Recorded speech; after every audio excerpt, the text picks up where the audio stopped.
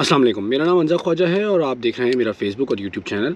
और इस वीडियो के बारे में अगर बात की जाए तो ये video specifically India, Pakistan, Bangladesh और you can even include Nepal in it, क्योंकि मैं उर्दू, हिंदी और इंग्लिश का इस्तेमाल कर रहा हूँ इस वीडियो में। और अगर बात की जाए एज ग्रुप की तो 16-17 से लेके 30-35 साल की उम्र तक के लोग जो हैं वो इस वीडियो से इंशाल्लाह इस्तिफ़ादा हासिल कर रहे होंगे। अगर आप इस एज ग्रुप में और इस साउथ ईस्ट एशिया के रीजन में रहते हैं और समहाउ इससे रिलेटेड हैं तो इस वीडियो को ज़रूर देखिएगा, इंशाल्लाह आपको बहुत फ़ायदा होगा। अच्छा, टॉपिक ऑफ़ द वीडियो की अगर बात की जाए तो मेरा टॉपिक आज जो है जिस पर मैं गुफ्तगू करने वाला हूँ वो है मूविंग अब्रॉड, मतलब इन स्पेसिफ़िक कंट्रीज़ से पाकिस्तान, इंडिया, बांग्लादेश, नेपाल से मूव करना किसी फ़र्स्ट वर्ल्ड कंट्री में। अच्छा, फ़र्दर इस पे हम आगे जाने से पहले हम आपस में एक बात कर लेते हैं कि जब भी आप प्लान करते हैं मूव अब्रॉड करना है किसी को, तो उसमें सबसे बेसिक 3 क्वेश्चंस होते हैं। वो होता है व्हाई, व्हेन एंड वेयर। तो वाई, व्हेन एंड वेयर जो है सबसे पहले आपको you need to address these 3 questions. और इसका सीन ये है कि इसके answers case to case vary कर सकते हैं। अगर आपको अपने why and when and where clear हैं तो you can further proceed to the next video, और अगर आपको वो क्लियर नहीं है तो प्लीज़ कैरी ऑन एंड ये वीडियो आप पूरी कंप्लीट करें। अच्छा, इन 3 सवालों में से भी पहले हम फर्दर बात करेंगे। एक सवाल को टारगेट करके मैं चलूँगा। जो पहले 2 सवालात हैं वाई एंड व्हेन, ये आप मुझे कमेंट सेक्शन में बताएं या फिर मुझे आप मैसेज भी कर सकते हैं if you want me to make a video on that, because why and when जो है ये हर किसी का चेंज हो सकता है। किसी का वाई जो है कोई भी रीज़न हो सकता है, उसकी चाचा के, फूफो के बेटे के, कोई अमेरिका में रह रहा हो, कोई ऑस्ट्रेलिया में रह रहा हो। सो आपका reason of moving abroad and कब आप मूव हो रहे हैं ये टोटली डिपेंड करता है आपकी पर्सनल सिचुएशन पे। लेकिन अगर आप चाहते हैं कि मैं इसको फर्दर डिटेल में जो है एनालाइज़ करूं और एक अपना एनालिसिस उस पर पेश किया जाए तो वो प्लीज़ लेट मी नो। आज हम बात करेंगे वेयर। सबसे पहले हम बात करेंगे वेयर। अच्छा, जब वेयर की बात आती है तो उसमें अगर हम लोग एक स्पेसिफ़िक केस के बारे में बात करें, कोई एक पर्टिकुलर कॉमन केस उठा लेते हैं कि एक बंदा जो कि पाकिस्तान में रहता है, 18 से 25-26 साल की उसकी उम्र है और वो प्लान कर रहा है कि how he can move abroad और एक अच्छे लाइफस्टाइल के लिए, अच्छी ज़िंदगी के लिए, और जो मेहनत वो पाकिस्तान में कर रहा है जिसका कोई फल उसको नहीं मिल रहा, वो बाहर जाके उसको कमाए और अपनी ज़िंदगी और अपने फैमिली की ज़िंदगी को बेहतर कर सके। तो उसके पास 4 ऑप्शंस हैं मेरे हिसाब से। आई am not really big fan of Europe, क्योंकि वहाँ पे एक तो लैंग्वेज बैरियर है। नो डाउट लोग मुझे कहेंगे कि वहाँ पे एजुकेशन फ्री है और ये फैसिलिटीज़ हैं, वो फैसिलिटीज़ हैं, लेकिन I am really against that, क्योंकि मेरे हिसाब से लर्निंग अ न्यू लैंग्वेज, और इवन आप अगर इटली में हो या जर्मनी में हो and you plan to move around the Europe because आपके पास शेंजन वीज़ा होगा, तो you will be facing a new language. आप पोलैंड एंटर होंगे, आप जो है कहीं और एंटर होंगे, तो आपको डिफरेंट लैंग्वेजेस से जो है वो टैकल करना पड़ेगा। तो एक ये चीज़ है, इसको हम साइड पे रख देते हैं। हम नॉट हेयर टू डू बुराई ऑफ यूरोप। यूरोप के अपने पर्क्स हैं, उसके अलग सीन्स हैं। मैं बेसिकली जो मेरी अपनी नॉलेज है उसके हिसाब से मेरे हिसाब से 4 कंट्रीज़ हैं जिसके बारे में सोचा जा सकता है। अच्छा, वो 4 कंट्रीज़ जो हैं वो बेसिकली अमेरिका, ऑस्ट्रेलिया, कनाडा और यूके है। ये 4 कंट्रीज़ वो कंट्रीज़ हैं जो कि इंग्लिश स्पीकिंग कंट्रीज़ हैं, और यहाँ पे जाके जो है आपको, अगर आप अपने पाकिस्तान से, इंडिया से या किसी भी मुल्क से जा रहे हैं वहाँ पे एज अ स्टूडेंट या एज अ इमिग्रेंट, तो आपको इनिशियली एक तो आप एक पूरा मुल्क चेंज करके आते हैं और आपको डिफरेंट चीज़ों पे जो है वो काम करना होता है। तो आपको एटलीस्ट लैंग्वेज बैरियर वाले सीन से नहीं गुजरना पड़ता। एक सबसे बेस्ट बात यह है। फर्दर हम इसको डिस्कस करते हैं कि इन 4 कंट्रीज़ में से कौन सी कंट्री जो है वो सबसे बेहतर है और किस कंट्री को आपको लॉन्ग टर्म पे फोकस करना चाहिए और किस कंट्री पे फोकस नहीं करना चाहिए। अच्छा, अगर टाइमलाइन के हवाले से बात की जाए कि सबसे क्विक और सबसे जल्दी कहाँ पे मूव हुआ जा सकता है और कोई किस वीज़ा को यूज़ करते हुए वहाँ मूव हुआ जा सकता है, तो उसमें सबसे ऊपर आता है स्टूडेंट वीज़ा, क्योंकि वो स्टूडेंट वीज़ा आपको 2 से 3 या 4 महीने के अरसे में आपको आपकी डेस्टिनेशन पे पहुंचा देता है। फिर फर्दर आप वहाँ पे अपनी एजुकेशन भी हासिल करते हैं और फर्दर उस एजुकेशन की बेसिस पे आप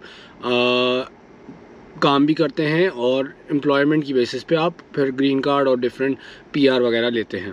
किया जाए इन 4 कंट्रीज़ का, और स्टूडेंट वीज़ा को अगर बीच में इसमें रखा जाए तो स्टूडेंट वीज़ा के हवाले से अगर बात की जाए तो कनाडा एसडीएस प्रोग्राम के through almost 30 to 35,000 Canadian dollar आपको लगेंगे यूके की बात की जाए 8 से 10,000 पाउंड एटलीस्ट लगेंगे। अगर मेरे फैक्ट्स एंड फिगर कुछ जो गलत हैं, कुछ ऊपर नीचे है, तो जो लोग रिसेंटली वहाँ ट्रैवल किया है वो मुझे प्लीज़ करेक्ट करें और मुझे बता दें कमेंट में, आई डोंट माइंड।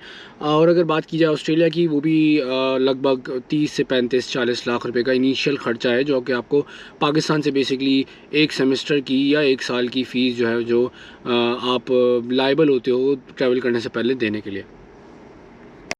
अच्छा, ये सारी बातें वो बातें थीं जो कि एक नॉर्मल इंसान को पता होती है, और जो कोई भी ख़ानदान का कोई दोस्त अहबाब जो स्टूडेंट वीज़ा पे बाहर गया होता है, वो ये सारी चीज़ें आपको हंसते खेलते समझा देता है। लेकिन आज हम बात करेंगे यूएसए के बारे में, और स्पेसिफ़िकली उस केस को लेके चलेंगे जो कि बच्चा पाकिस्तान में स्पेसिफ़िकली बैठा हुआ है, और पाकिस्तान में उसके पास वसाइल बहुत कम हैं। स्पेसिफ़िकली बात की जाए तो फाइनेंसिस बहुत कम है, लेकिन मेहनती है, पढ़ाई की हुई है, नॉलेज है, दिमाग चलता है और ज़िंदगी में कुछ करना चाहते हैं, तो उनके लिए बात की जाएगी ये डेफिनेटली।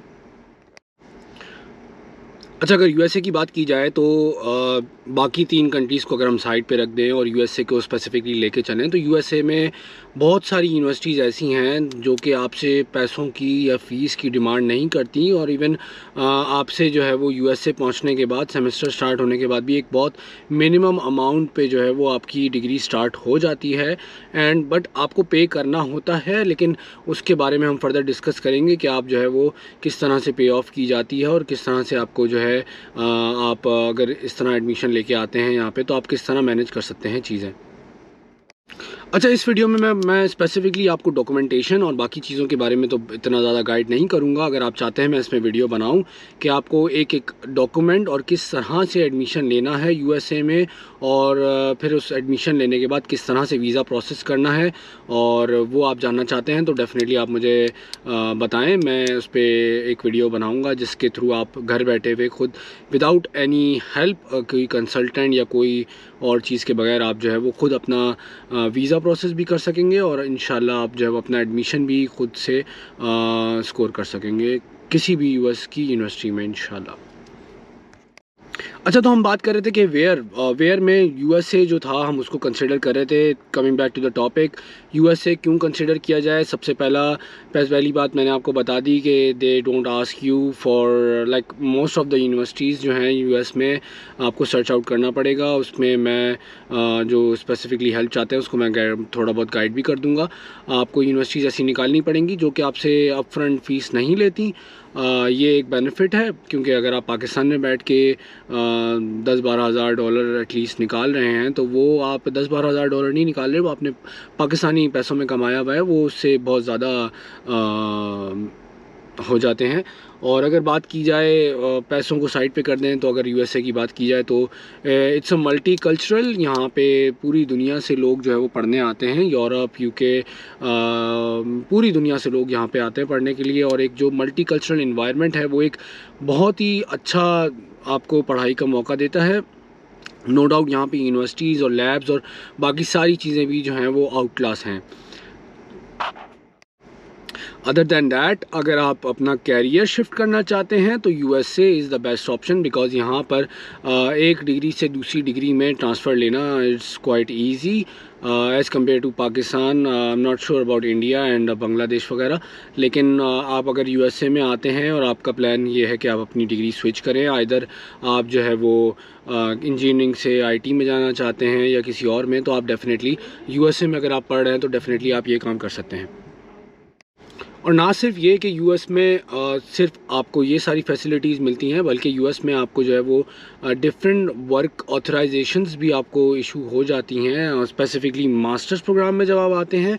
और कुछ तो वर्क ऑथराइजेशंस ऐसी हैं जिसमें आपको डे 1 से अलाउ होता है to get the professional job, unlike आपको मैं मैकडॉनल्ड्स या सबवे या उस जॉब्स की बात नहीं कर रहा, मैं प्रोफेशनल इंटर्नशिप या प्रोफेशनल जॉब की बात कर रहा हूँ। उसको किस तरह से लिया जाता है, वो जॉब किस तरह से की जाती है, और वो यूनिवर्सिटी टू यूनिवर्सिटी किस तरह वेरी करता है, इसके बारे में अगर आप चाहते हैं मैं फ़र्दर डिस्कस करूँ तो प्लीज़ लेट मी नो। इंशाल्लाह नेक्स्ट वीडियो में बात होती है। Thank you so much, have a nice day.